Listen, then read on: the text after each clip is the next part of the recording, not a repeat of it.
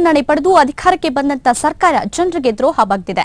ರಾಜ್ಯ ಸಂಪತ್ತನ್ನ ರಕ್ಷಿಸುವ ಬದಲು ಸರ್ಕಾರದಲ್ಲಿರುವಂತಹ ಲೂಟಿಕೋರರ ರಕ್ಷಣೆಗೆ ನಿಂತಿದೆ. ಅಂತಹ ಸರ್ಕಾರದ ವಿರುದ್ಧ ಈ ಕಾಲ್ನಡಿಗೆ ಜಾಥಾ ಎಂದು ಚೈತನ್ಯ ಸ್ಪಷ್ಟಪಡಿಸಿದ್ದಾರೆ. ಕರ್ನಾಟಕದ ಇತಿಹಾಸದಲ್ಲಿ ಆಡಳಿತ ಪಕ್ಷವೊಂದರ ವಿರುದ್ಧ ಕಾಂಗ್ರೆಸ್ ಪಕ್ಷ ದೊಡ್ಡ ಒಂದು ಪಾದಯಾತ್ರೆ ಹಮ್ಮಿಕೊಂಡಿದೆ. ಈ ಪಾದಯಾತ್ರೆ 15 ದಿನಗಳ ಕಾಲ ಕ್ರಮಿಸಲಿದೆ. ಹಾಗಾಗಿ ಈ ಸಂದರ್ಭದಲ್ಲಿ ನಮ್ಮ ಜೊತೆ ಪಾದಯಾತ್ರೆಯನ್ನ ಹೋಗ್ತಿರ್ತಕ್ಕಂಥ ಪ್ರತಿಪಕ್ಷದ ಉಪನಾಯಕ ಟಿ.ಬಿ. ಜಯಚಂದ್ರ ಇದ್ದಾರೆ. ಅವರು ಪಾದಯಾತ್ರೆ ರೂಪುರೇಷೆ ಬಗ್ಗೆ ಮತ್ತು ಪಾದಯಾತ್ರೆ ಯಾವ ರೀತಿ ಹೋಗ್ತೀರಾ ಅನ್ನೋದ್ರ ಬಗ್ಗೆ ನಮ್ಮ ಜೊತೆ ವಿವರಣೆ ನೀಡ್ತಾರೆ. ಸರ್, ನಿಮ್ಮ ಪಾದಯಾತ್ರೆ ಯಾವ ರೀತಿ ಎತ್ತ ಮತ್ತು ಹೇಗೆ ಸಾಗುತ್ತೆ? ಪಾದಯಾತ್ರೆ ಬೆಂಗಳೂರಿನಿಂದ ಬಳ್ಳಾರಿವರೆಗೂ ಕೂಡ ಸರಿಸುಮಾರು 350 ಕಿಲೋಮೀಟರ್ಗಳನ್ನ ಪಾದಯಾತ್ರೆನ ಮಾಡ್ತಿದ್ದೀವಿ. ಈ ಪಾದಯಾತ್ರೆ ಉದ್ದೇಶ ನಾಡಿನ ಸಂಪತ್ತನ್ನ ನಾಡನ್ನ ರಕ್ಷಣೆ ಮಾಡ್ತಕ್ಕಂಥದ್ದು ಮತ್ತು ಕೆಲವರು ಆ ಸಂಪತ್ತನ್ನ ಲೂಟಿ ಮಾಡ್ತಾ ಇರ್ತಕ್ಕಂಥ ಲೂಟಿಕೋರರಿದ್ದಾರೆ, ಅವರ ಸರ್ಕಾರದಲ್ಲಿದ್ದಾರೆ, ಮಾಫಿಯಾದಲ್ಲಿದ್ದಾರೆ. ಅವರಿಂದ ನಾಡನ್ನ ರಕ್ಷಣೆ ಮಾಡ್ತಕ್ಕಂಥ ಕೆಲಸವನ್ನ ಮಾಡೋದಕ್ಕೋಸ್ಕರ ಹೊರಟಿದ್ದೇವೆ. ಸರ್, ಎಲ್ಲರೂ ಆರೋಗ್ಯ ಸ್ಥಿತಿವಂತರಾಗಿದ್ದಾರೆ, ಎಲ್ಲರೂ ನಡೆಯಕ್ಕೆ ಯೋಗ್ಯರಾಗಿದ್ದಾರೆ. ನಿಮ್ಮಲ್ಲಿ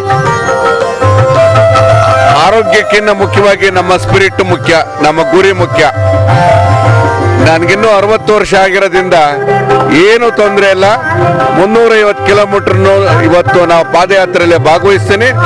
ಅದ್ರ ಜೊತೆಗೆ ಅಂತಿಮವಾಗಿ ಆ ಅಕ್ರಮವಾಗಿರ್ತಕ್ಕಂಥ ಗಣಿಗಾರಿಕೆಗೆ ಒಂದು ದಿಕ್ಕನ್ನು ತೋರಿಸೋವರೆಗೂ ನಾವು ಬಿಡೋದಿಲ್ಲ.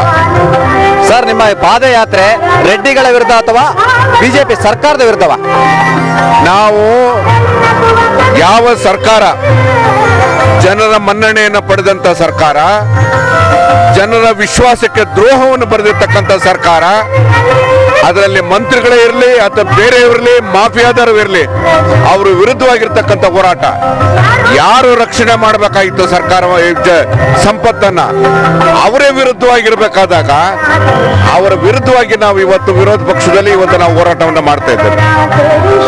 ಸಂಪತ್ತಿನ ಲೂಟಿಯನ್ನು ತಡೆಗಟ್ಟಲು ರಾಜ್ಯ ಸರ್ಕಾರದ ಆಡಳಿತ ವೈಫಲ್ಯವನ್ನ ಜನರಿಗೆ ಮುಟ್ಟುವಲ್ಲಿ ಕಾಂಗ್ರೆಸ್ ಪಕ್ಷ ಪಾದಯಾತ್ರೆ ನಡೆಸಿದೆ ಅಂತ ಹೇಳ್ತಾರೆ ಟಿ.ಬಿ. ಜಯಚಂದ್ರ ಅವರು.